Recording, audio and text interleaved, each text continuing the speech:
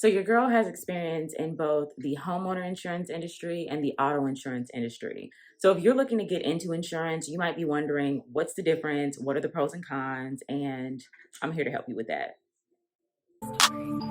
You in the past, I'm in the future. Thank you so much for clicking on this video. If you're new here, my name is Keela Trishan, and I make videos on lifestyle, womanhood, and mental health. I also do videos on day in the life in the insurance industry, day in the life with a toddler, pretty much anything day in the life you can think of. So if that's something that interests you, definitely go on ahead and click that subscribe button below. Be sure to turn on your notification bell so you don't miss any future uploads. And if you are returning, thank you so much for coming back, and thank you for your support. So a couple of weeks ago, I did a video comparing the desk adjuster position to the field adjuster position, and I wanted to do something similar today where I compare the homeowner's position in insurance to the auto adjuster position in insurance. So if that's something that interests you, if you're thinking about getting into the industry, or if you are in one of the industries and thinking about switching over to the other side, definitely stay tuned. Okay, so a couple of disclaimers. I am filming this video with my son in the room. I did not have anybody to look after him. And yeah, so this is real life, like where, you got to get content out and you just got to make it do what it do. That's also why I'm standing. Two, I'm going to set up the video in a way where I talk about the auto insurance position first, and then I'm going to talk about the homeowner insurance position next, and I'll conclude it by just kind of giving you my thoughts on each department. So again, go on ahead and stay tuned. Okay, so with auto claims. Now, the auto claim starts when someone calls in to report a claim. So that can either be the insured, so the person that is actually insured with the company. That could be a claimant that has the insured's information if they're trying to file a claim against our insured. It could be a lawyer, it could be a public adjuster, anything. So there are several different people that can call in and make a claim on behalf of someone's policy. So we have that. Now, typically that call is taken by a customer service representative. Customer service representatives in insurance typically work around the clock. There's different hours because obviously accidents can happen at all different hours. So typically that person is going to be the first point of contact before the file is actually transferred to the adjuster that'll be handling it and doing the next part of the investigation. So that initial person is going to be capturing all the information that they can get at the time. It's important to understand that a lot of times these things are happening like on site. So, the person may still be at the site that the accident happened and, just emotions are running high and they may not have all the information needed to complete the claim. But as long as that initial person is getting like the name, phone number, information about any citations being issued, things like that, then we're pretty good to go. So then the next step is for the adjuster to reach out and then pretty much confirm all the information and then ask additional questions, because the job is to find out if coverage applies. If coverage actually applies, then that means it will get other departments involved to complete the claim, issue any payments, things like that. So just to kind of make it very simple, once we know that there's an accident, typically someone has to go out and take a look at the car, and that's going to be an auto appraiser. So for the adjuster position, that adjuster that is going to be investigating the claim, that is typically an entry-level position. You can start at entry-level, and then obviously there's levels. So you have like your senior adjusters and things like that that might handle more complex claims. But if you're looking to get into the insurance industry on the auto side, you can start at this level because they'll teach you all the investigation that you need to do and just kind of teach you the claims handling process. So once all that's taken care of, then someone has to go out and take a look at the vehicle, and that's going to be your auto appraiser. Different companies call them different things, and so I'm just going to call it auto appraiser because that's a general term. But this appraiser is going to go out and actually physically take a look at the vehicle, and then typically they're going to write an estimate for repairs. So that estimate is going to just include everything to bring the vehicle back to pre-accident condition, and they'll also determine if that vehicle is a total loss, which is another thing. So if the vehicle is a total loss, obviously no repairs, and it'll go to another department, and a total loss adjuster will handle that portion and get the person paid out for the vehicle. So there's several different moving pieces that go on with this, but basically with an auto adjuster position, or in the auto department, should I say, there's typically one policy. So everybody kind of has a blanket policy, but then where it differs is the deductibles may be different. People may have different endorsements. I talked about, people having rims on a vehicle. I talked about this in a previous video. People might have rims on a vehicle, or people might have different enhancements that they have to their car. So that's something that we want to take a look at when we're investigating the claim to see if there are, just any issues or anything that won't be covered. Also, you want to see if the person has rental coverage, because if their vehicle is going to be out of commission, if their car isn't drivable in the accident, then they might need a rental car, or if they don't have rental coverage, then we wouldn't be able to cover it, things like that. So the primary job really in the auto department is to first determine if there is coverage, and then if there is coverage, then you're transferring that claim to different departments to complete your investigation. And then obviously the ultimate is if there is coverage, then there should be a payment made. I'll probably eventually do a video on Department of Insurance, because there's different guidelines for how long these things are supposed to take and how often we're supposed to contact the customers to let them know kind of what's going on with their file. So if anybody's interested in that, definitely let me know in the comments. But yeah, so that's going to be kind of like your auto insurance. So just to kind of conclude that, you don't have to really have experience with vehicles. It is helpful. Like people that have worked at like a mechanic shop, like obviously you're going to know your way around a car a little bit better than somebody that's never dealt with vehicles in that way. But the good thing about the investigating part is that really you don't have to know anything about the car technically to investigate. Like you just know simple things like, the front of the car, the back of the car, side of the car, things like that, like the doors. But the person that's actually going out to take a look at the vehicle, they're going to have a little more technical experience. So that's going to be the person that's going to determine, okay, the fender is messed up, or, the bumper, or whatever the case. They're going to have more technical terms, and they're going to be able to let us know if the vehicle is even repairable and, if it's salvageable. So just a lot of investigation, and the job can get hectic because you are dealing with police departments. Like you're ordering police reports, and those reports can take a while to come in. So sometimes you need those reports to help you determine things like fault. Who's at fault? You might have situations where you have to explain to someone that they are at fault when they thought that they were not at fault, or that in the state of California, you have what's called comparative negligence. So there might be a situation where both parties are at fault, but then which party is more at fault? So it's a whole formula of different things going on. But the thing about auto is that you're dealing with vehicles. It's one policy, and you're just essentially trying to figure out if coverage applies, and if it does, you're figuring out which investigation to do to complete the claim and get that person paid out in a timely manner. Okay, so the next part of this video, I wanted to discuss the homeowners department and just kind of what the adjusters in that department do. And the homeowners department is a little more detailed, and it's only because there are 4 different policies. So I'll briefly go through those policies just so you guys can follow along, and I will get into just kind of like what the adjusters do and what their job is. So you're gonna have your blanket homeowner policy, which is what the other policies are built off of, but it's what we call an all risk policy. Typically this is something that you would have if you have like a single family dwelling, just like a single family home that, you don't have any tenants or anything, this is just your home. So your home is typically gonna be covered up to the value of your home. So God forbid anything happens where the home is completely destroyed, you would be covered up to that. And then this also gives you coverage for your contents inside of your home. So like any of your belongings, like literally anything inside the home that's not attached to the actual dwelling. And then you also have coverage for things like your fence, or like if you have a shed and things like that. So pretty much it covers the whole house. The only thing it doesn't cover typically is the foundation, and that's a whole other situation, but it covers everything structure related. Now you're going to have your condo policy. So obviously a condo, if you own a condo, you do not own the full building, you just own your unit. So typically your condo coverage is going to cover everything that is inside of your unit, so structure wise, and then it'll cover your contents. And it will cover like if you have to move out of your home for a little bit, which also the main policy covers that too. So if you have to move out of your home because it's uninhabitable, because of some type of damage, you will have a certain amount of coverage for that. Okay, so the next 2 policies are kind of the opposite of each other. So I'll go through those 2. So you're gonna have your renter's insurance, and then you're gonna have your landlord insurance.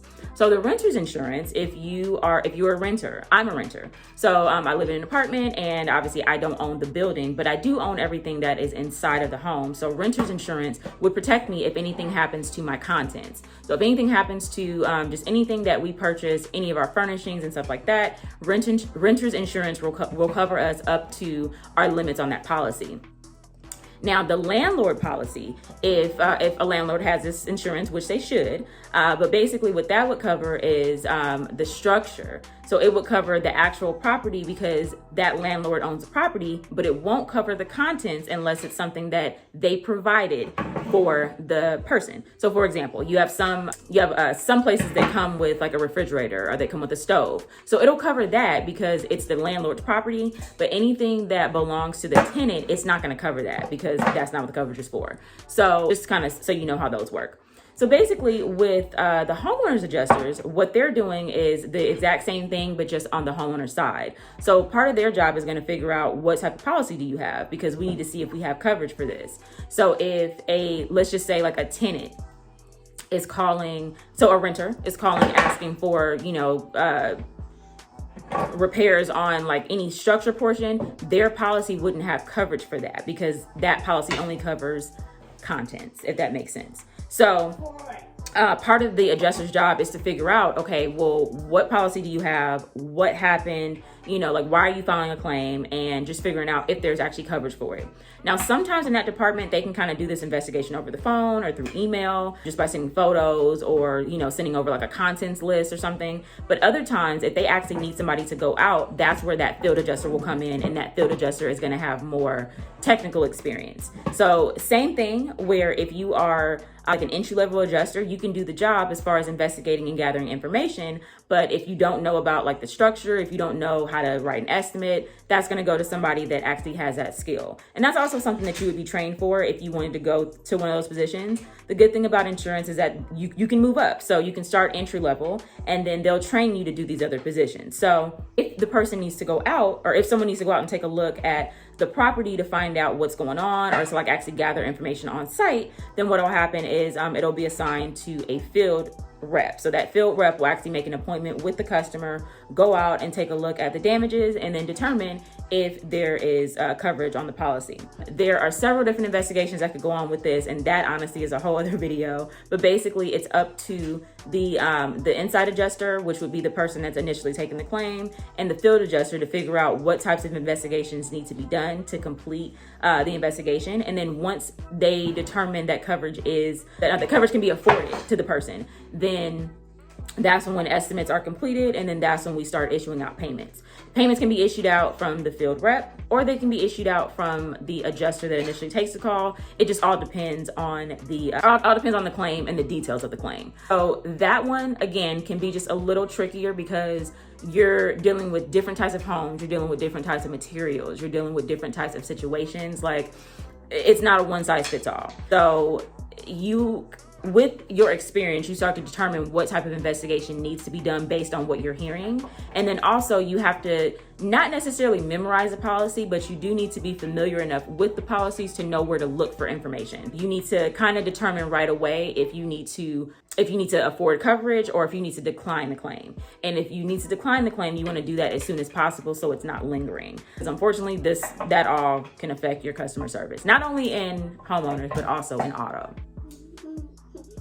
Okay, so now that you guys kind of have like a brief overview of both of the roles, the auto adjuster position and also the homeowner adjuster position, it would kind of depend on what your interests are and what you'd want to do every day.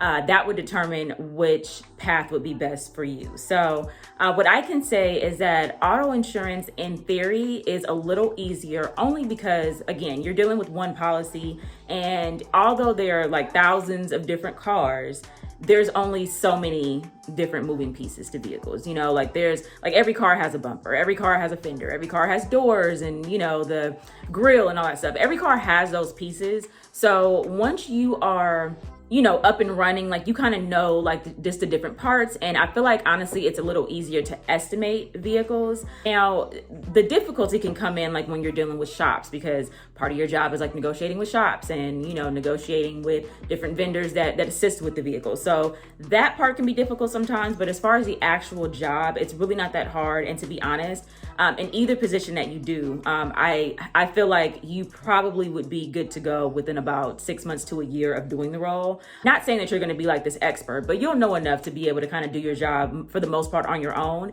and not really have to ask for assistance. Obviously, different things are going to come up where you'll end up having to ask for assistance.